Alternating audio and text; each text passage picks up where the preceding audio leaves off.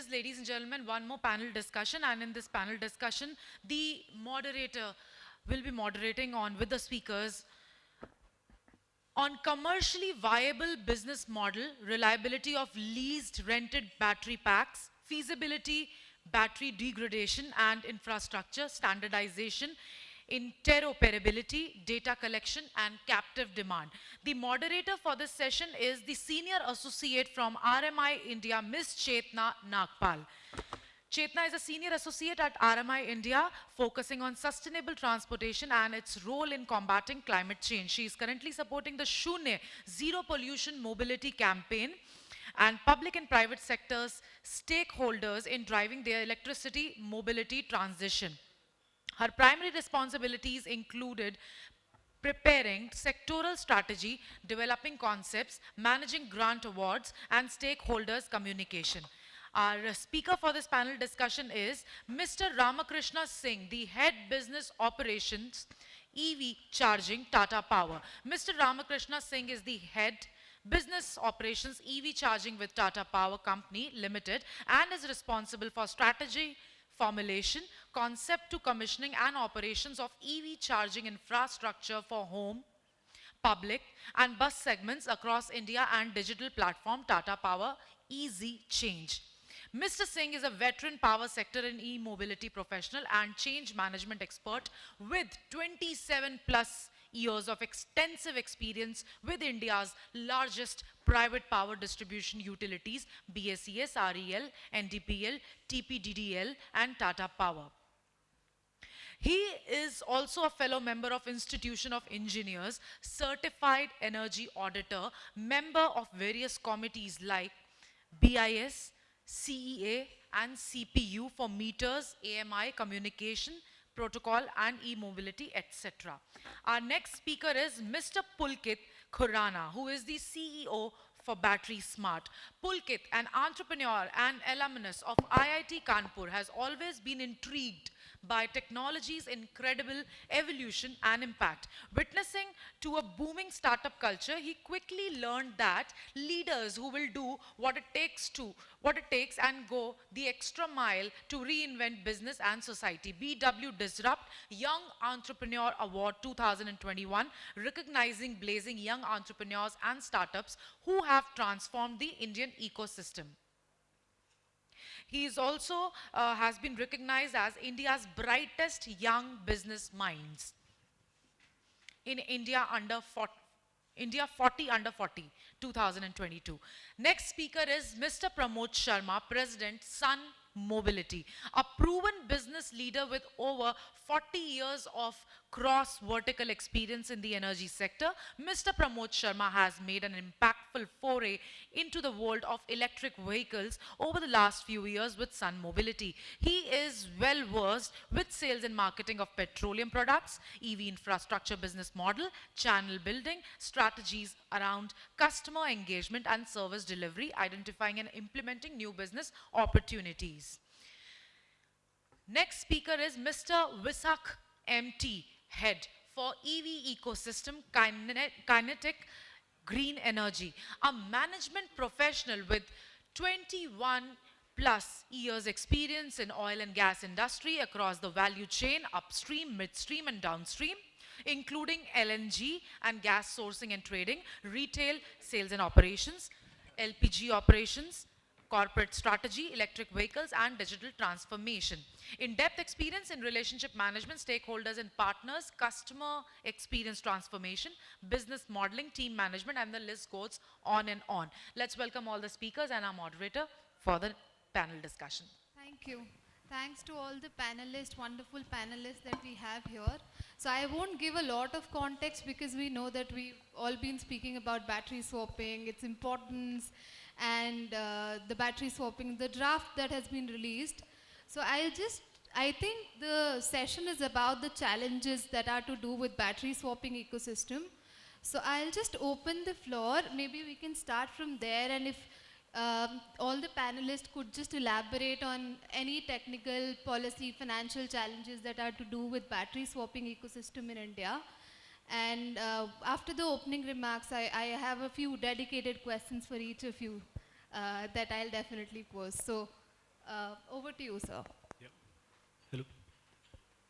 So since we are here since morning, right, it means we are more or less convinced that battery swapping is the probable or most promising way forward.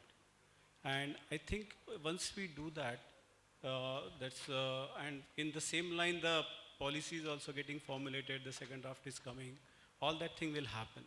So what it means is probably we would be shouldering a responsibility of opening out a complete new ecosystem, which till today is pretty hazy in nature. But as I see it, like moment the number of vehicles will go up, even it goes another 10% or 15% of penetration, the problem statements which we are seeing it today would be very different. And probably the quick replenishment and an experience which is very, very similar to the today's fueling system, and even the cost structures segregation.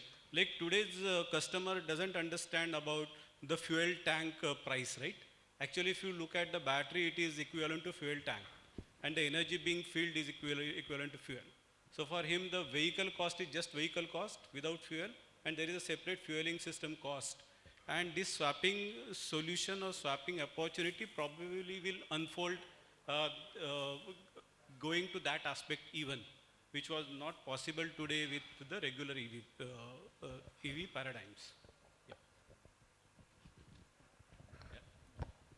Hi, good evening. Long day, I think, for all of us, especially the audience. I'll start by simple anecdote, in terms of when I got inducted in the sector about 3.5 years back.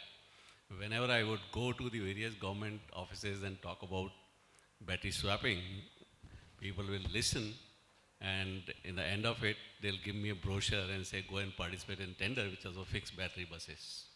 So I started from there. So we have come a long way, and compliments to Aayera, SMEV, and all of you, and also the sponsors. That today I think is probably in my view the first whole day session on battery swapping, talking about the sector, the challenges, and how to go forward. Now it's no longer a case of whether to do this or that. I think there is enough scope for all the technology to exist. I think they all will work. Finally, it's important how the ecosystem should go up. Just to give you an idea, I think we all have realized worldwide, not only us. Uh, I mean, decarbonization of transport sector is the way for net zero emission worldwide. I think India has a chance with fourth largest automotive market in the world, highest number of two-wheeler market in the world. Probably we can play a very disruptive role in this transition. And looking at the numbers, which whole day people have been talking, 300%, 400% year-on-year growth in the H1 of this year, which has happened. And looking at the Delhi, because of the enabling environment, customers base and all that which is done, so all new vehicle being 10% EV, registered over the last 1 year. Coming to Sun Mobility, here again I'll give one more anecdote. Whenever I went to these guys, to various offices and introduced Sun Mobility, nobody recognized who is Sun Mobility. They would all know who is Chetan Maini, who is the founder of this company. So today it was nice to hear in this session a lot of people giving example of Sun Mobility, thanks to Karthik, morning Udayanarang or Priyank. So the company, is in operation, so it's all recognized now. We in any case, joke with Chetan, probably Chetan, the day when people talk about Sun Mobility means your product is working. So just to give an idea, I think today we are operational in about 18 cities. We have clocked, right now I was saying the data 70 million kilometers today, which are green kilometers. We have operation across 200 stations. We are setting up 2 stations a day today, and we plan to have around 500 stations by end of this March 23. And we are doing 10,000 swaps a day and using 10 megawatt hour of energy per day.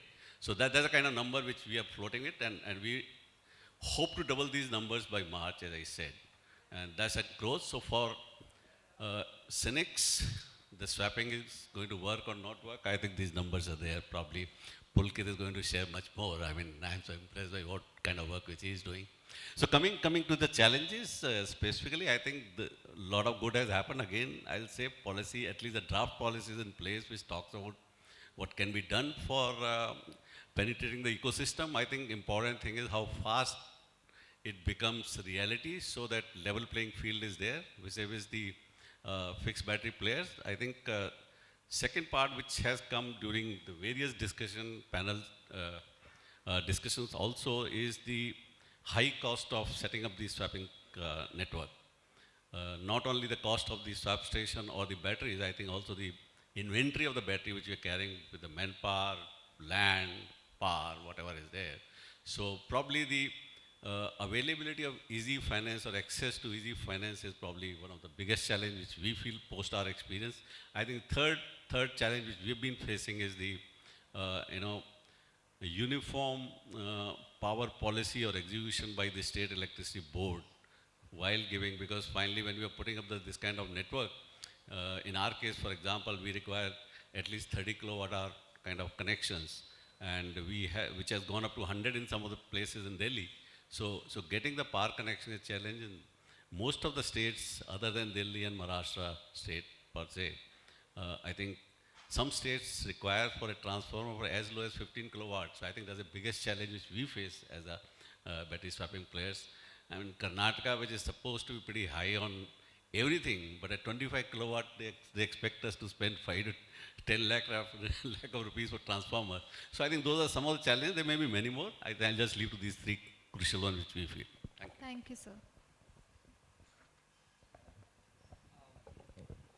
First of all, I think it's very heartening to see that a discussion is happening around swapping, and I completely resonate with what sir was saying, that and actually the battle was fought by Sun Mobility alone in actually establishing this as a category when no one else was doing swapping. And I think they've done a good job that this category or the sector is now at a level where everyone is discussing challenges and having more progressive discussions on how it would happen rather than whether it is needed or not. And I'll start from adding to the numbers of Sun Mobility, because that gives a context to a lot of cynics around whether swapping is happening or not. And we are only a 2.5-year-old company in operations. We are now swapping at 400 locations. We did 28,000 battery swaps just yesterday. We have done more than 5 million so far, close to 200 million electric kilometers. And this is almost doubling every month, right? So there would always be critics to new categories, but as I think someone in the last panel mentioned, what you have to see is whether customer is valuing what you're offering or not, right? Whether the customer is willing to pay for it, whether he's adopting or not. And to give context on that, just today 11,000 three-wheelers will swap on Battery Smart Network. There are 45,000 three-wheelers who have already signed up and are waiting to get batteries for swapping. So now, when you look at those numbers, and then if you see 2.5% or whatnot, a lot of people and a lot of industry bodies are also not even recognizing e-rickshaws as electric, right? When you count the total electric vehicle number, e-rickshaws are not even counted there. They're running on lead acid. I think we should not have a second child approach to lead acid batteries. China also did a lead acid to lithium ion, and it's a part of journey. Lead acid will phase away, it should, and give space to the newer and better technologies, but that's the Indian solution, right? And it is solving the first mile, last mile needs of 70 million people every day in North India. People in Bangalore and Mumbai will not have seen it, but at least any one of you who is from North India, from tier 1, 2, 3 town, you'll have seen e-rickshaws replacing manual. There are cities which never had autos, and which do not have autos today because e-rickshaws just replaced them, right? 700,000 are being sold every year. Yes, it is not a high quality product. Yes, the driver is not seen with the same social status as an auto rickshaw, but these guys are solving the first mile, last mile need that was required. And swapping is a prime solution for such people, because the battery life is just 6 months and the charging time is 12 hours, right? So what are we even comparing against, right? The other segment, and I think most of the swapping companies are working on that, is is the commercial delivery segment, whether two-wheelers or three-wheelers. And that again becomes a prime contender for swapping. And I'm just taking some certain context from the last panel which I heard, that it is about user segments that are suitable for swapping, and it is not about creating something that fits everyone. And that could be done in various ways. It could be done via pricing mechanisms. It could be done by different battery specifications and so on. I totally agree with the challenges in this sector, but I'm least deterred by them. I think every new category has challenges, and it is the job of people who are working in that sector to try and explain why those challenges should go away. Whenever they go away, none of us enjoy subsidies. The GST we pay is at 18%, not at par with anyone else in the EV sector. Getting power connections is a great challenge. Getting a vehicle registered without battery is another challenge, right? Getting every vehicle homologated with every kind of battery is a very different kind of challenge. But this, as I said, which new business line, which new category did not have challenges? When CNG happened, there were a lot of challenges in any sector, right? When e-commerce was launched, people would just on cash on delivery keep the stuff that they were receiving and not pay, right? Or someone would run away with those packages. Every sector sees challenges, and I think the bodies like this and the forums like this present that stage where we can share those challenges, hear everyone's thoughts and creative solutions around it, and kind of join hands as a body to kind of raise those voices with the right government bodies or the industry. I think that's my 2 cents. Thank you, Mr. Khurana. So good evening to all of you. I think I agree with my fellow colleagues that see challenges, even you travel from home to office or office to home, there is a challenge, but you find a way. So if there is a will, there is a way. There is a challenge as of now, but we also see many opportunities in this entire ecosystem. Like I come from the power sector background, I also come from the CPO background. So for many discoms, a lot of space is unutilized, okay? So it gives the opportunity for many discoms to have additional income. Like we had, with Sun Mobility, we had a tie-up in Delhi and is a pilot basis. So similarly, I think this is one of the area which is upcoming. Another area is power connection. So that is definitely a big challenge, not only for the power, this battery swap, but also for the charging stations. Because if you are asking for putting up a 11 kV substation for getting 15 kilowatt, 20 kilowatt, 25 kilowatt connections, it's a big cost. Okay. So I think that can be handled with the policy advocacy. So there are many ways to handle that challenge. Not, even though Ministry of Power has issued certain guidelines, those needs to be got implemented by a state regulatory commission. So I think it would happen slowly. I recall, there's one of the metering industry when electronic meter started coming into the discoms. So in Delhi, 2002-3, electronic meters were installed in place of mechanical meters. A lot of hue and cry, media, in for and against, a lot of issues were there. So regulation came, then it was made mandatory to replace all the electronic meters. So I think once we, as we evolve, the solutions would come, challenges would get also resolved. Another important factor is that customer, that how do we make these services, that entire ecosystem available to the customer. So that is another big challenge, that how you are going to take customers along with you. So it may be policy advocacy, it may be educating the customers, because many of the things they are not aware. Sometimes they are misguided, sometimes they are dependent on the YouTube channels or whatever comes on the WhatsApp media. So I think we need to also see that how customer can be taken along. So that is another very important challenge for all of us. With this, Thank you, Mr. Singh. Good evening, everyone. So I think I'm the only OEM representative on the panel. So all the other challenges have been well covered. So as a Kinetic, we strongly believe that battery swapping is going to be a very strategic piece for us. Even if, if you consider a post-subsidy regime, uh, rolling out our models on battery swapping is something which we are seriously looking into. So one of the challenge which I wanted to put forward was every time when battery swapping is discussed about, it's always the B2B customer which is seen, but what we are trying to see is how it can be ubiquitous and it can cater to the B2C customers as well. So looking at the countries like Taiwan or Indonesia, where the battery swapping has been pretty successful. So we would also look into such possibilities because there the tech or the demand of the customer and the services, reliability, everything will be different from a B2B customer on a battery swapping experience. That's all. Thank you. No, thanks to all of you for highlighting some of the key challenges around the power side, the regulatory side, and also the GST and the capital intensive nature of this sector. I am also liking the diversity on this panel. We have a discom, we have OEM, we have battery service providers. I think what we've sort of not discussed so far is the role of a discom in this transformation that we are expecting in the charging ecosystem. So I would like to start with discom, Mr. Ramkrishna. Battery swapping may significantly vary in capacity. It depends on the battery swapping service provider. There could be 1 or 2 batteries or there could be 100 of batteries, which will certainly have implications in the power side of it.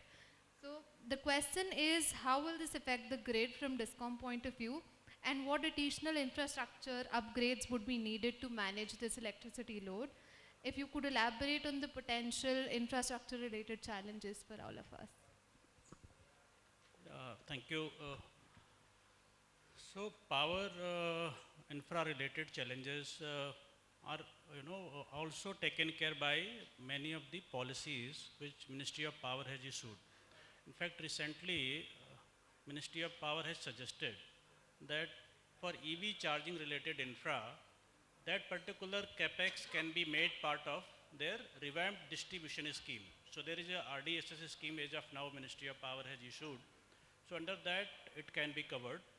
That is number one.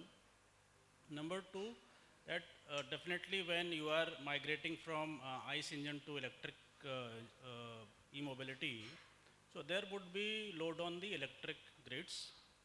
But the earlier panels were also discussing that it can also help to demand side management or flatten the peak in considering the load and demand side availability. So battery swapping or battery storage can play a critical role in flattening the demand side management, demand side curve, and also help the DISCOM to bring down the overall power purchase cost. So that is one aspect. Another aspect of that how do they cater the load requirement. So I think there has to be an integration or there has to be some coordination committee kind of meeting wherein the CPU or battery swapping operators come together, estimate some kind of demand. Even though discoms are on annual basis, they work out their plan basis the growth they expect from the various sectors, various industries, and accordingly they plan their network augmentation. So I'm sure that discoms will take care whatever demand of battery swap or charging infra would come. But yes, it takes time considering the government, most of the states are still owned by the government run. Third point is grid stability. So as of now, the advanced distribution management system is coming wherein you can integrate entire battery swapping stations along with the discoms, command center control and command centers. And then you can monitor the real time requirement of battery swapping load vis-a-vis actual demand of that particular discom, and that can be managed well. So as of now, the tools, IT enablement is available to the extent that it can be very well managed. Thank you. Thank you, sir. A lot of you did discuss and highlight that how can we make battery swapping a business to business model to a business to consumer model, B2C model. So my next question is to Mr. Patwardhan. For mass adoption, it is going to be significantly important that we transition from a B2B model to a B2C model for battery swapping. So what are your thoughts on that? How can we enable that?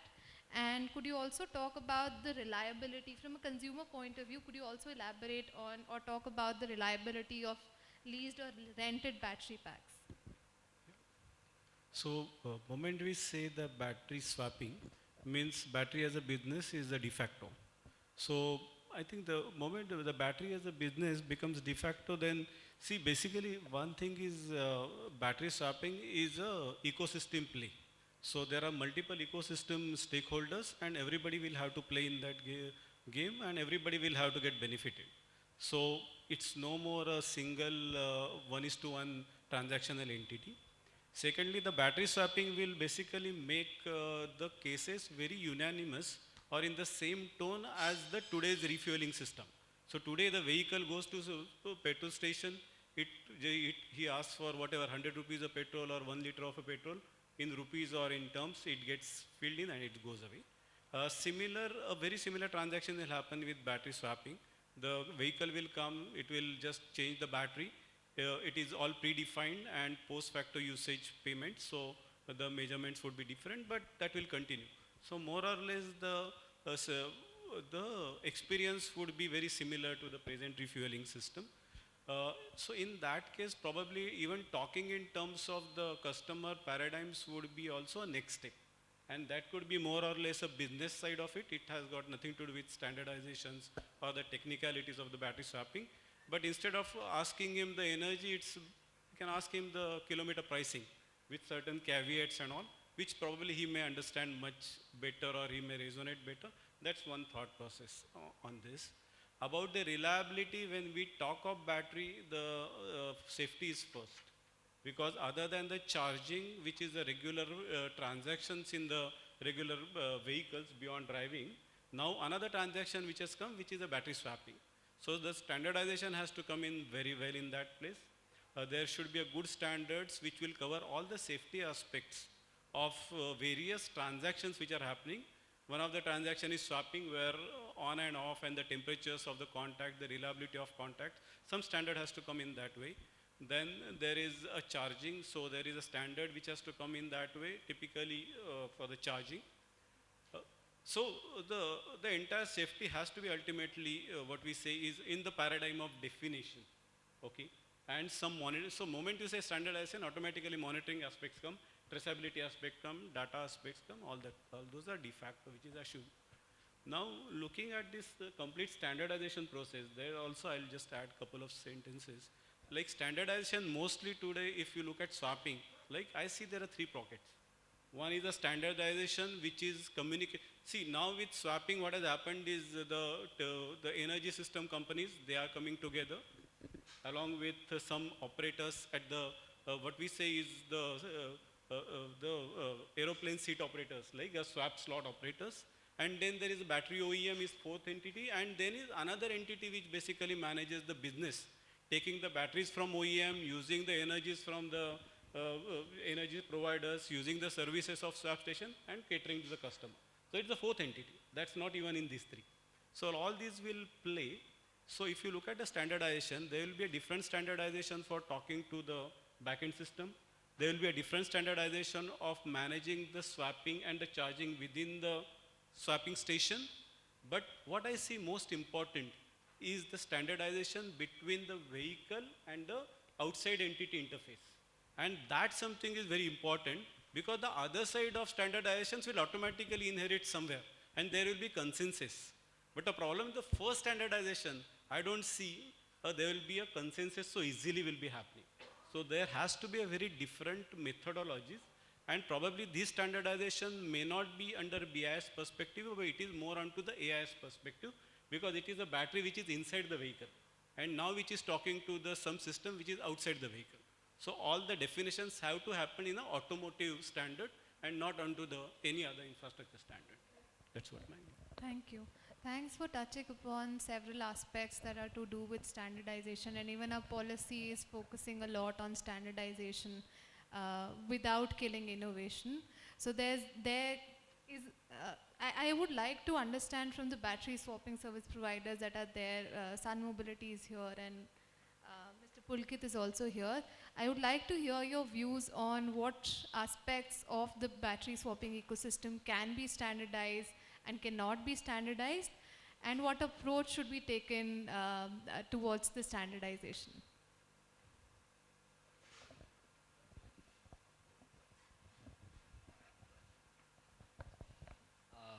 I think can is not the right word there.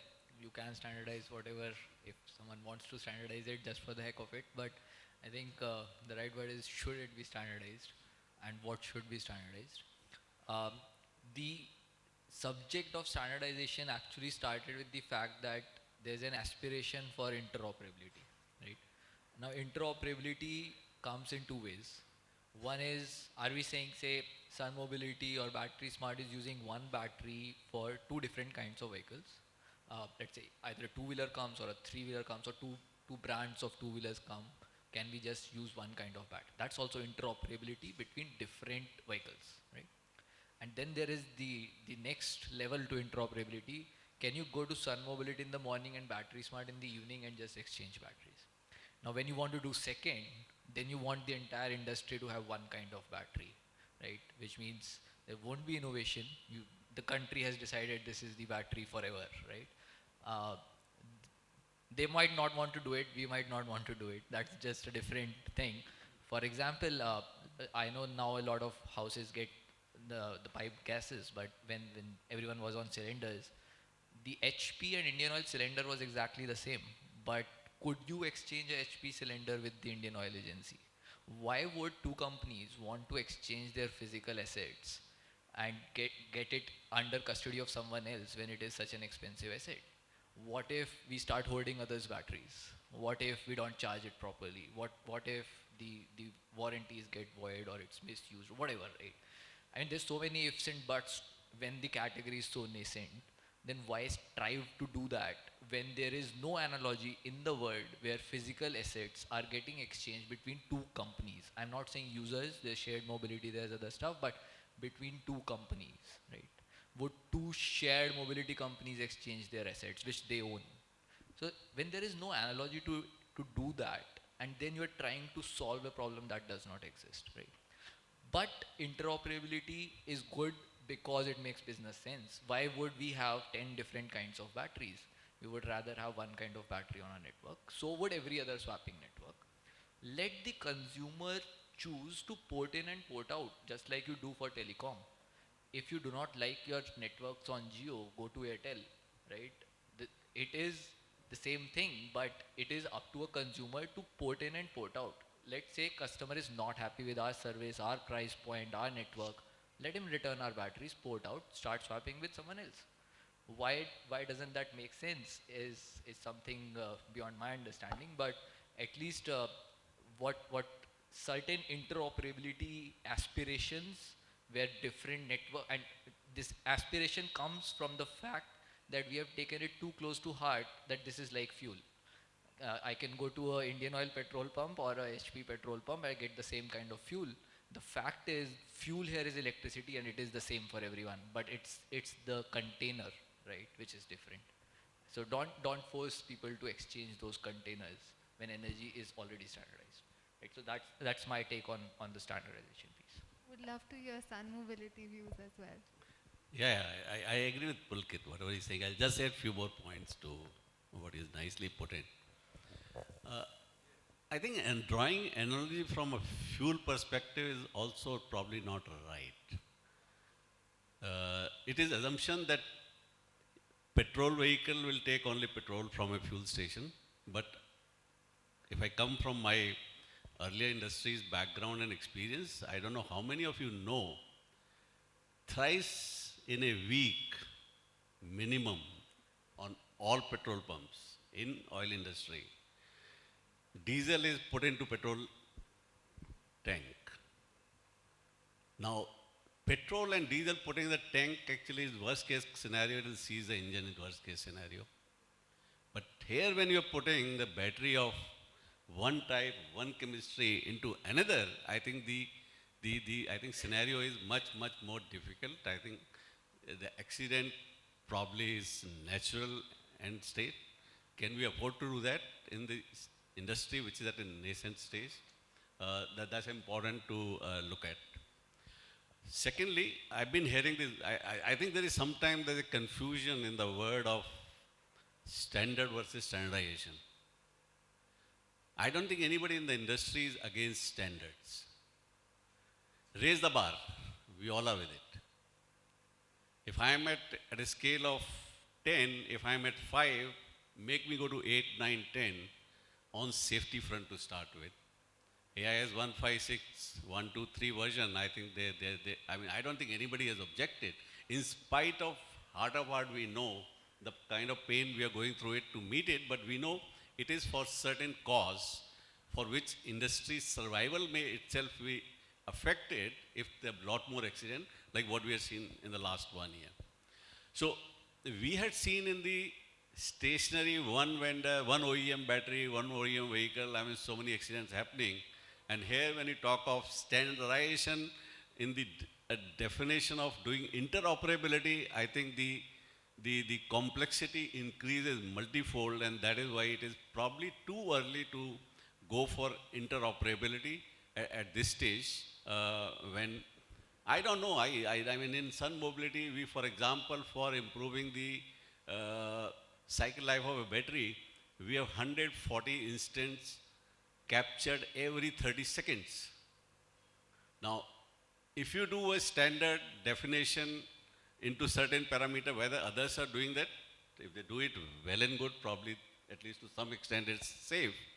But when you simply define certain level of standard, will everybody go through 100% testing of the cells the way they are required to be done?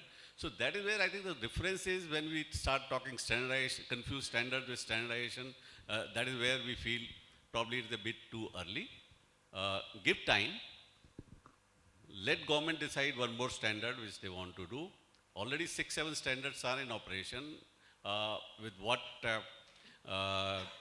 Pulkit's company has done or what our company has done, these millions of kilometers, touch wood, we don't have any accident in the scenario. So the question is, shall we allow these multiple standards and let the best standard win? Let the standard come out of the field, out of trying out, validating certain environment and conditions. Let it come out. I think it'll drive. That's how it has happened everywhere. You call telecom, you call anything for that matter actually, whenever standards have happened. Even in spite of so much of standardization happening, we are talking about the charger, this, that. I don't think anybody can have IBM battery going into HP battery today also. We have to understand, we can't simply say cylinder can be done or fuel can be done. Probably is much more when you're dealing with the chemistries, battery chemistries. And secondly, everybody is trying to find out what is best for the industry. I don't think we've reached that stage of the maturity curve where we can say, yes, now we are ready to do interoperability or standardization. That's my view. Thank you. Thank you, Mr. Sharma. And thanks for highlighting the issues around the interoperability and the difference between standards and standardization. My next question is around technical and performance standards. From an OEM point of view, the next question is for Mr. Visakh. The draft policy, it focuses on role of both technical and performance standards in ensuring compatibility, safety and security of assets. From an OEM point of view, what are your thoughts around these aspects? What we have seen is that the policy is more of a guiding framework, and it has to improve and it has to go a different level to define.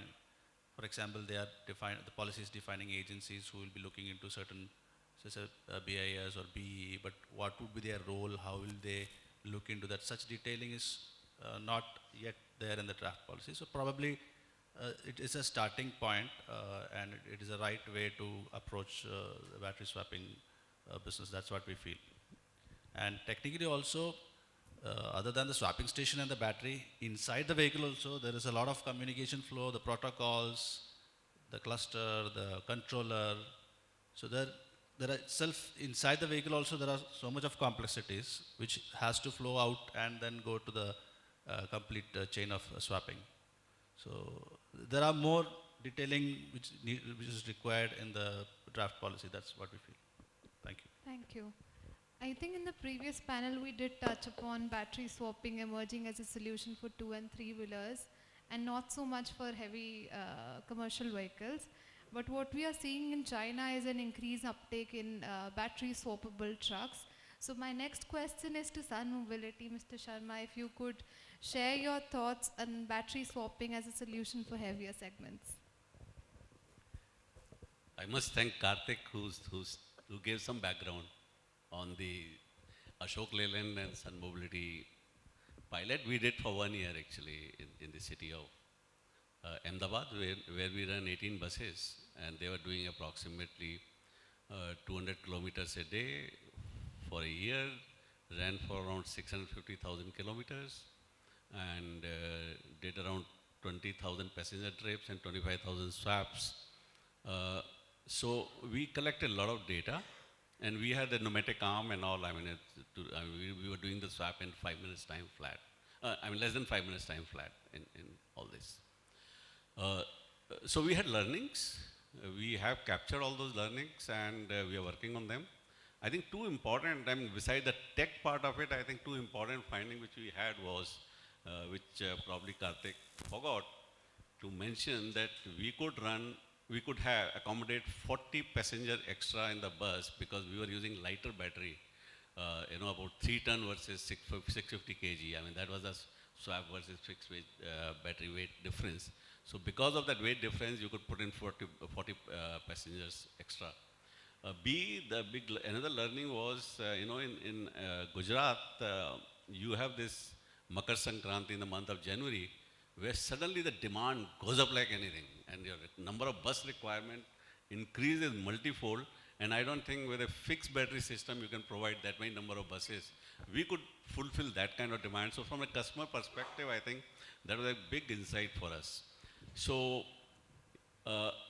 yes, finally the pilot was called off because we were trying for the fiscal benefits for buses, swappable buses. Just like for LEV they are not available, even though the bus they are not available, so it makes it very expensive to operate. So we have gone back with the data, we are working on a strategy, and we haven't given up on the application for the four-wheelers and higher vehicle end, higher commercial vehicle end. China has successful example of even doing the swapping in the cars. NIO is doing about 1 million swap they have done by now, and I think many more are adding. Trucks are also a reality. So we have done certain study. I think we are going to work. We are working on closed user group kind of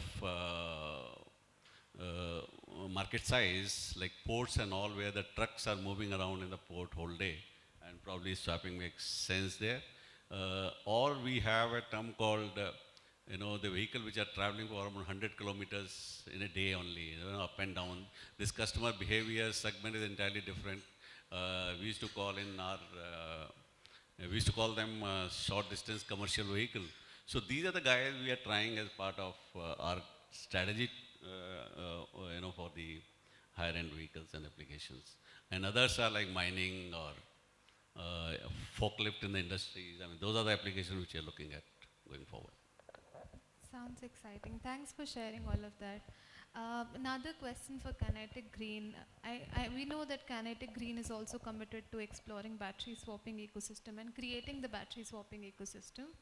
How do you think it is emerging as a business model? And what steps are being taken by OEMs to maintain profitability for this capital intensive business? So as I told you, we can do the battery swapping either through partnerships or by our own. So we are one company which believes that on a long-term basis, we have to develop our own swapping network. The first step we took, I think, is we have entered into a partnership with Indraprastha Gas, and we have put up some stations, and we are continuously doing battery swapping. But we are looking forward, this is a pure technology and a network game, what we feel that. And if we have to cater to all our customers, customer segments, we will be taking our models, various models. So we have to have a very stable and strong tech and swapping platform, which we are. So We have started with our initial swapping projects in Delhi, and slowly we plan to expand and establish a network of our own. That's the way we are looking at it. That's exciting. Thanks for sharing. A lot of you did touch upon the capital intensive nature of battery swapping, and financing in general is a challenge that all of the EV sector is grappling with. So my next question is for Mr. Pulkit Khurana. The lack of financing and associated infrastructure has been a key challenge in EVs. What can be done to de-risk the battery swapping ecosystem and unlock financing for this business model? So financing is a key component of this business because there are assets, and these are extremely costly assets, is how to put it. Especially when you're doing it at scale, it becomes, you're essentially taking away almost 50% cost of your consumers, right? And taking it upon your balance sheet, or at least leasing it, or whatever the financing construct could be. In a new asset class like this, it becomes difficult for any financing body or institute to kind of underwrite that asset, because you are uncertain of what would be the salvage value, what would be the end life and tenure of this product, and also you do not have redeployment opportunities. For example, let's say a Ashok Leyland bus, a financer would be very happy to take it and sell it to someone else, but what would you do with a battery that was being used by a swapping network? Who would you actually go and sell it? And you don't know what would be salvaged out of it. So it becomes difficult, but at the end of the day, this is mathematics. This is not art when it comes to financing, which means, let us assume the salvage value is 0, right? Let's say OEMs are saying the battery would last 4 years. Let's say it would last 2 years, right? You just have to absorb more risk in your model in the beginning until you can prove otherwise, right? When you do prove that, oh, there's 5% salvage value and it is consistent, obviously people would put that in their model. But as of today, because it's a new asset class and a lot of uncertainties exist, there is higher risk. Someone has to absorb that risk. It could be companies like us who will absorb it on their balance sheet in the initial days. It could be certain opportunistic lenders who would take a higher cost of capital for taking that risk. Or you assume that risk and go for a lower cost of capital. But all of these things, I think there's no art to it. We have currently close to 60 megawatt hours worth of batteries, all of them financed, and they're financed by banks, they're financed by NBFCs, which means banks are underwriting it when we are a 2-year-old company and extremely small balance sheet in terms of what otherwise companies who would take loans of this quantum would be, because we were absorbing that risk, right? If we would not absorb that risk, people would not underwrite this asset. Thanks for sharing. My next question is to Mr. Ramkrishna Singh again. From DISCOM point of view, you definitely touched upon the responsibility of DISCOMs in providing the power connection and other services. In addition to what you've already shared, how do you think can DISCOMs enable the battery swapping ecosystem in India? Yeah, I think DISCOMs can play a very vital role. Why?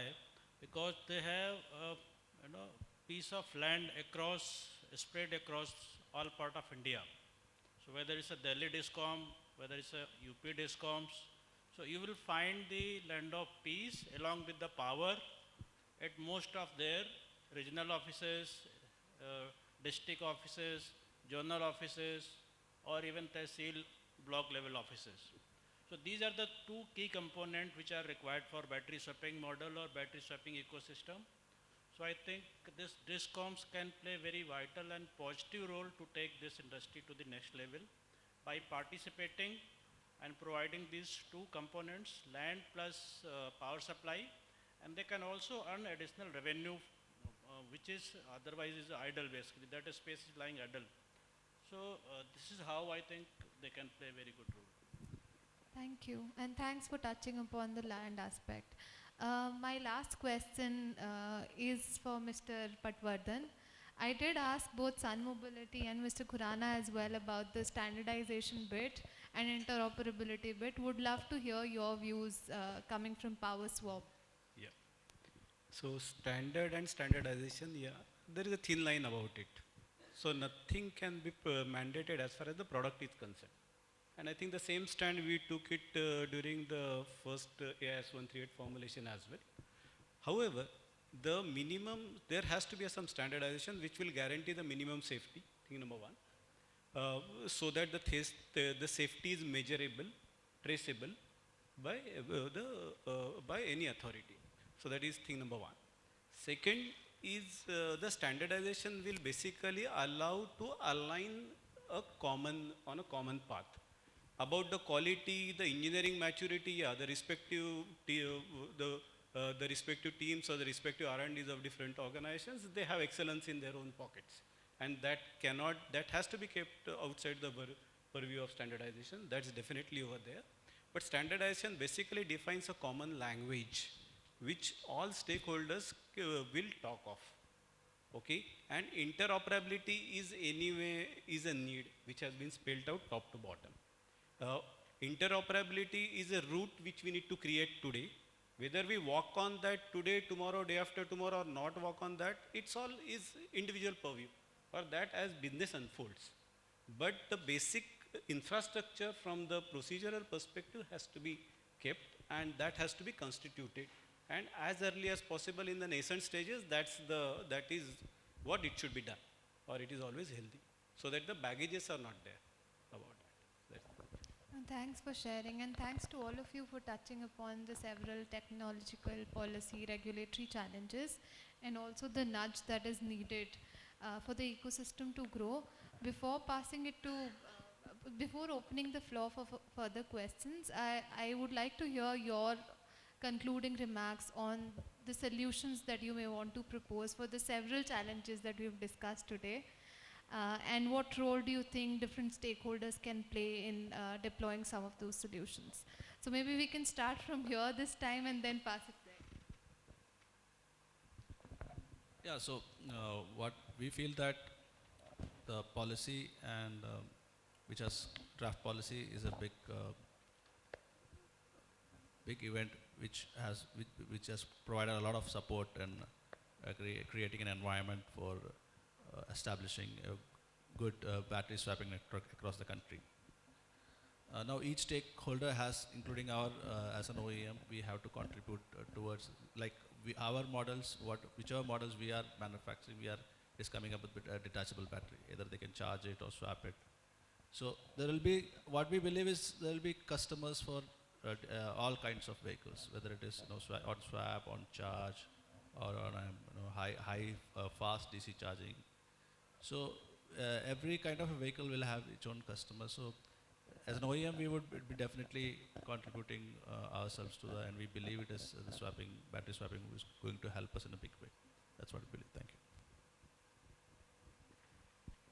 So as a concluding remark, I think one of the most important part, that is power.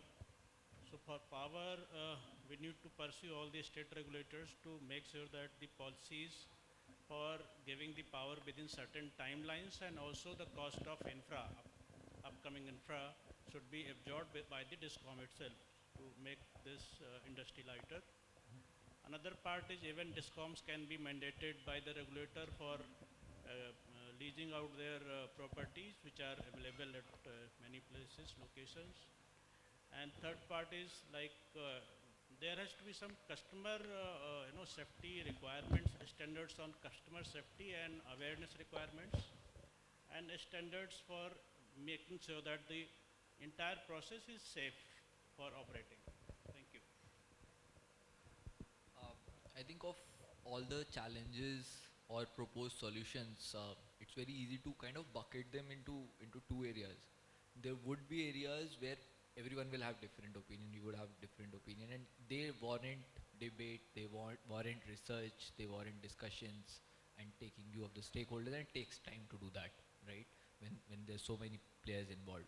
But then there are certain issues which everyone agrees that this is the issue and this is the solution. And if we move very slowly even on that, that's very hard to digest, right? For example, let's say the GST at 18% does not make sense. There is hardly anyone who would contest that on any side of the table. Why would swapping have 18% GST when everything EV is 5%, right? And you want to promote EV. Now, if that is not debatable, what are we waiting for? The swapping policy was announced on the floor of the parliament in the budget speech on 1st of February this year, and we are about to hit the next budget. Is it being considered? Which GST Council is going to consider it? When will it happen? We've lost a year, right? Let's just move fast on things which everyone agrees on, at least, and everything else will take its time. What it takes is at least my view. Thank you. In my view, I think I'll just give some figure, and then probably from industry point of view what's important, and from government point of view what is important. Uh, I think in this room there is no disagreement that LEV segment will be electric. Whether swap, fix, or whatever, it'll happen. But if you look at just in terms of the market size, if I compare with petroleum sector where I track the figures, India consumes around 205 million metric ton of petroleum products, out of which 31 million metric ton is petrol. And so that is the LEV segment. 55-60% of that petrol is consumed by LEV segment, two-wheelers and three-wheelers.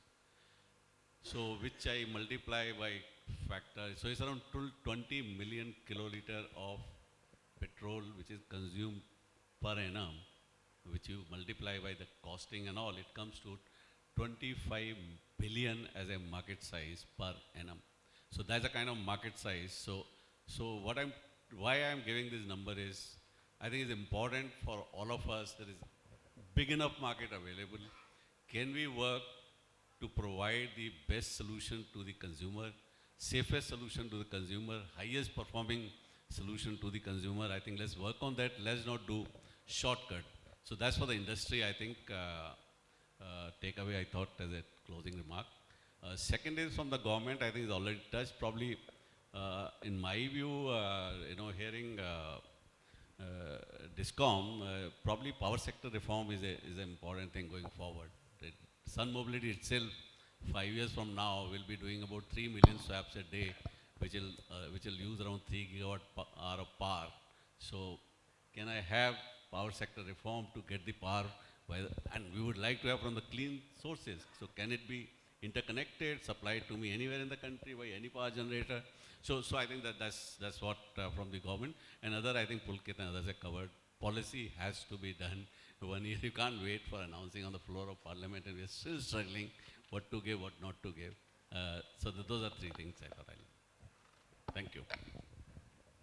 For me, I had already spoken about. I think need to get a consensus on to the standardization, so that a lot of other players start playing in, and that is probably needs to be done as early as possible. Thank you. Just to summarize all the solutions and the role of stakeholders, what I've gathered is that DISCOMs could play a crucial role in connection availability and also leasing land, and because they are in touch with directly with consumers, they have a huge role to play in consumer awareness.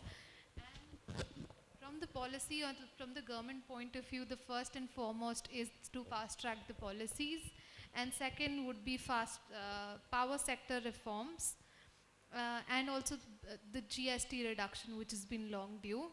And the role of OEMs could be in rolling out vehicles with detachable batteries, and industry at least could do production of safe and affordable solutions to the consumers. And we definitely need some consensus on standardization. So we still have 7-8 minutes, so we can take 3-4 questions from the audience. Please share your name and also to whom you would like to ask the question. May I request ushers to please pass on the mic.